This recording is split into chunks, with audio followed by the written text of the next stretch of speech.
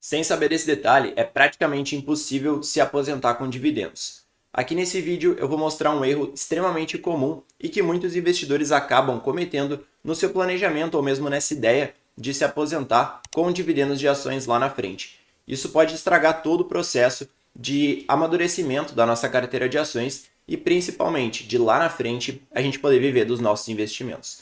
Então é extremamente importante que vocês fiquem comigo até o final aqui desse vídeo e prestem muita atenção no que eu vou falar, que eu também vou mostrar como evitar que isso aconteça com a carteira de vocês. Antes de mais nada, o meu nome é Vini e se vocês gostam de conteúdo relacionado a ações e também principalmente de buy and hold, pensamento de sócio para investir em empresas, aqui no canal tem muito conteúdo sobre isso, então é importante que vocês se inscrevam e ativem as notificações para não perder novos vídeos. E aqui para a gente começar o nosso exemplo, eu vou utilizar as ações da Sanepar. Primeiro, eu vou vir aqui para baixo na parte dos dividendos. Eu separei aqui o período máximo e agrupei por ano.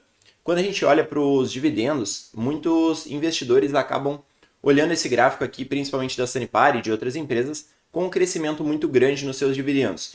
Então, por exemplo, de 2008, onde ela pagava aqui quase 4 centavos de dividendos, até 2022, onde ela passou de pagar 30 centavos, a gente tem um crescimento muito grande, de sei lá quantas vezes, mas é um crescimento muito grande.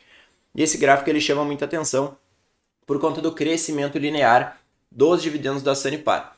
Isso também acontece com outras empresas, como é o caso aqui da Taesa, que eu também separei.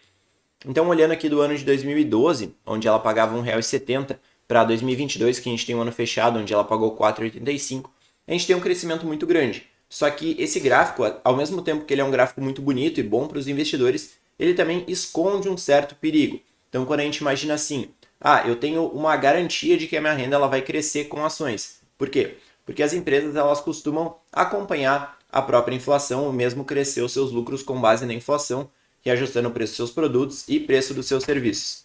Então, eu imagino assim, se eu hoje estou ganhando um salário, vamos supor aqui em 2012, né? Se eu estou ganhando um salário de R$ 1.200, R$ 1.300, esse salário daqui a 10 anos, se aqui era 1,70, esse salário daqui a 10 anos ele vai passar aí de 1.000 ele vai passar para 2.500, 3.000 reais, sei lá quanto que dá aqui o cálculo, mas ele vai multiplicar bastante. Então, eu praticamente tenho uma garantia de que minha renda ela vai crescer e de que eu vou manter o meu poder de compra. Só que isso muitas vezes não é verdade e esconde uns certos problemas que eu vou mostrar a partir de agora. Tive que acabar indo ali fechar minha janela, que aqui tá com muito vento, então acabou estourando a luz, tá? Mas vamos dar sequência aqui no vídeo. Então, o grande problema do Brasil, principalmente de investir no Brasil, se trata desse gráfico aqui, que é o gráfico da inflação nos últimos, 11, 12 anos, né? Então, a gente tem aqui de 2010 até 2021.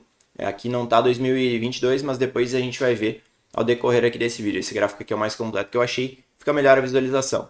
Então, o que a gente percebe? Que praticamente todos os anos o Brasil ele tem uma inflação muito alta. Então, aqui tem poucos anos de exceção, poderia colocar 2017, 2018 como uma inflação muito abaixo do normal, mas a gente sempre fica nessa base de 4 a 6%. Alguns anos acaba estourando, como foi o caso de 2015 e 2021. E eu preciso imaginar que, historicamente, o Brasil sempre foi um país com muita inflação e também uma taxa de juros muito alta. Então, é bem provável que esse cenário ele acabe se repetindo nos próximos 10, 15, 20 anos. Então, o que eu preciso pensar? Eu preciso prevenir como que eu vou proteger os meus dividendos, o meu valor, o meu poder de compra, a minha renda dessa inflação, sendo que a minha ideia é me aposentar daqui a 15, daqui a 20 anos, por exemplo. Então, eu preciso imaginar que o valor que eu precisaria me aposentar, que eu precisaria receber para me aposentar hoje, se fosse R$ 2.000, lá na frente ele vai ser 4, vai ser 5, 6 mil reais, por conta desse aumento da inflação. Então, como eu tenho uma inflação tão alta assim, e bem provável que a gente vai seguir tendo uma inflação nessa faixa de 5 a 6%, é algo que a gente precisa se preocupar. E por que eu comecei mostrando esses gráficos aqui de crescimento dos dividendos da Sanepar e da Taesa? Porque quando eu olho para esse crescimento, muitas vezes a gente não tem a dimensão do quanto isso pode impactar na nossa renda e quanto deveria ser o valor que a nossa renda ela deveria ser corrigida por conta da inflação.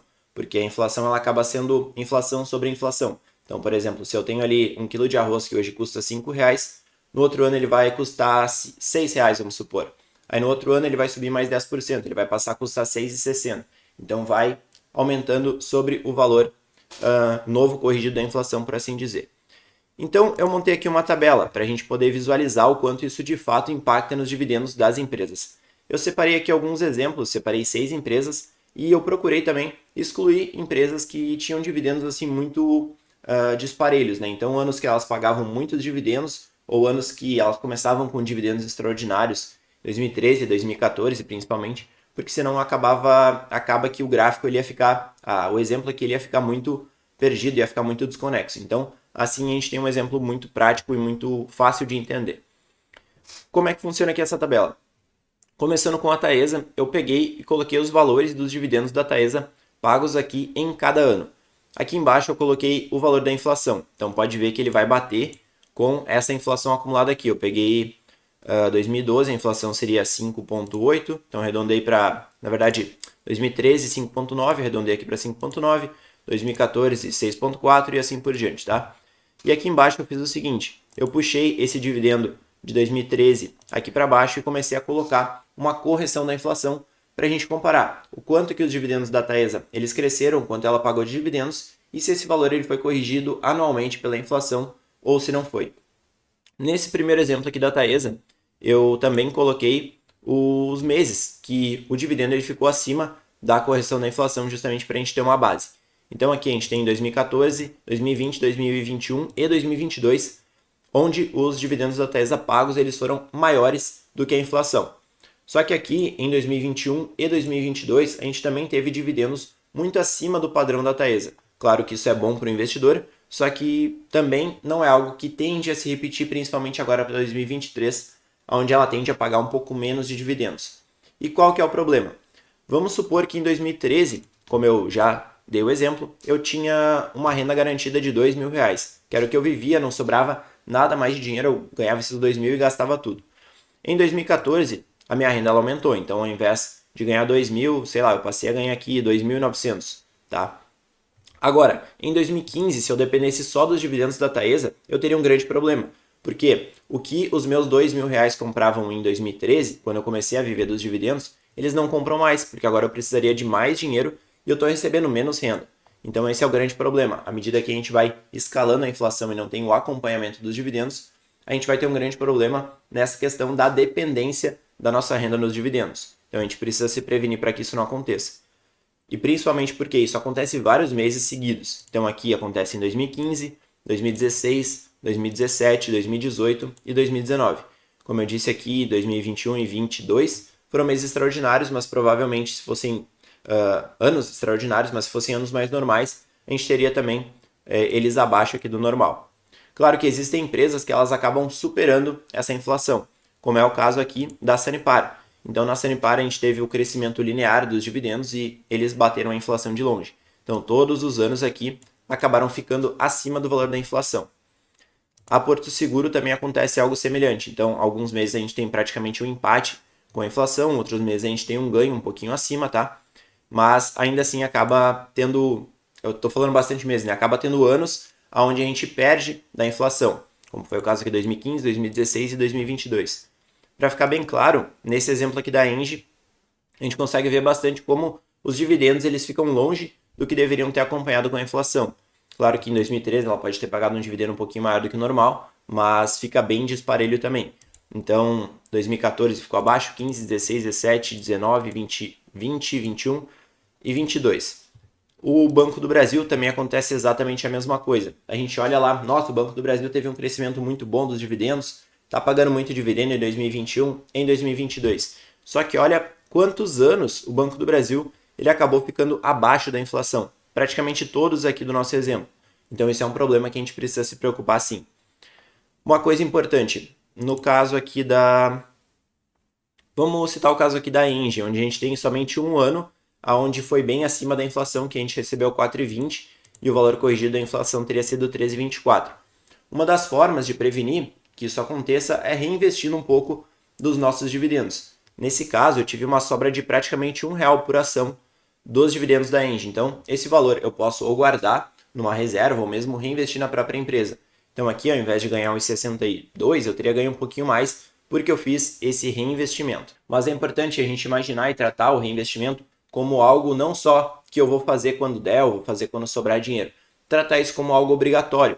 Então, por exemplo, ao invés de pegar e gastar todos os meus 100% dos dividendos, eu vou gastar 80% e vou reinvestir 20%. Então eu vou aumentando a minha posição aos poucos e vou também protegendo o meu capital, tá? Porque isso vai acabar nos ajudando bastante. E como eu mostrei aqui, tem ações que foram bem impactadas pela inflação e que o dividendo ele não acompanhou, como é o caso aqui da Engie, como é o caso aqui do Banco do Brasil. Já outros casos acabou acompanhando bastante, como é o caso da Sanepar e também o caso do Banco Itaú, que também acompanhou bastante. O que é importante? Se eu tenho uma carteira diversificada, eu também acabo sofrendo muito menos, porque se eu tenho uma ação ali que está me pagando menos, outra ação naquele mesmo ano ela pode estar me pagando mais. Como é o caso aqui de 2018 até 2022, o Itaú ele pagou um dividendo muito bom. Nesses anos, o Banco do Brasil ele acabou ficando atrás. Então agora o Banco do Brasil está voltando a pagar dividendos altos. Então ele provavelmente vai corrigir essa diferença que tem do Itaú. Se eu tenho os dois na minha carteira, eu acabo tendo o Banco do Brasil me pagando muito e agora o Itaú me pagando um pouquinho menos. Depois essa balança ela vai se inverter. Então, fazer uma boa diversificação da nossa carteira, a gente também tem uma excelente proteção. E o último ponto que eu colocaria como sendo algo para a gente fazer para evitar que aconteça esse tipo de coisa, que a gente tenha problema com a nossa renda no futuro, com o nosso planejamento, seria saber aproveitar boas oportunidades de investimento, principalmente oportunidades dos preços das ações.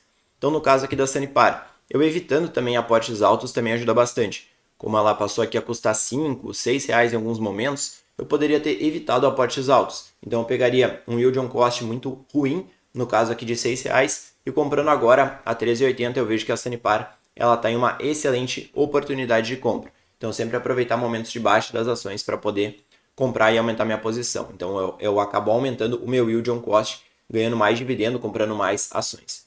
No caso da Tesla também, por mais que seja uma queda um pouco menor, aqui de 38 para 35, também seria bem positivo comprar as ações agora, na minha opinião.